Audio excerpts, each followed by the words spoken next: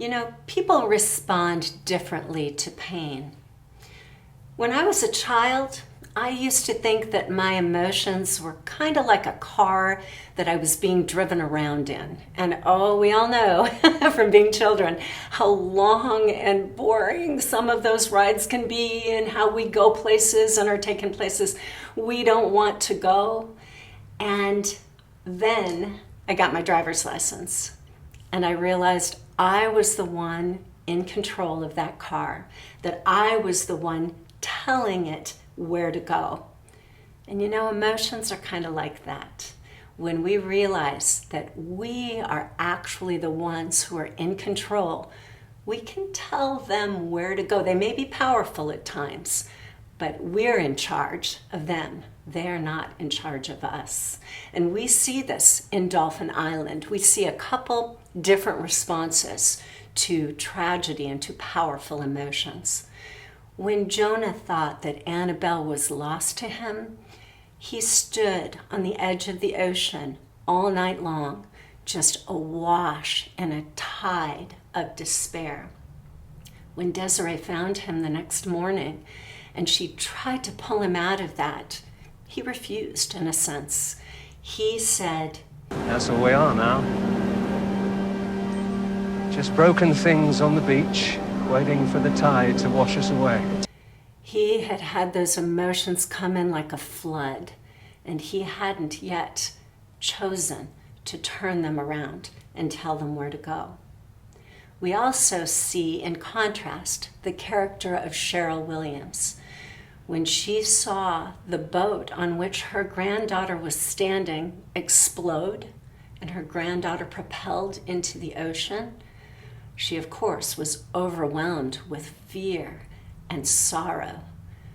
But she didn't let those swallow her up. She instead took those emotions and turned them toward faith. I can't find her! I can't find her! Lord, please. The sea took our Deborah. Please don't let it take our Annabelle. Faith is the thing that can take our emotions and turn them a positive direction. She chose to pray as she was experiencing those emotions. Lord, please, the sea took our Deborah. Don't let it take our Annabelle. And as she turned those emotions toward God, she saw her faith rewarded. When we believe that the God who made us and loves us is trustworthy, we can pick up our driver's license, so to speak.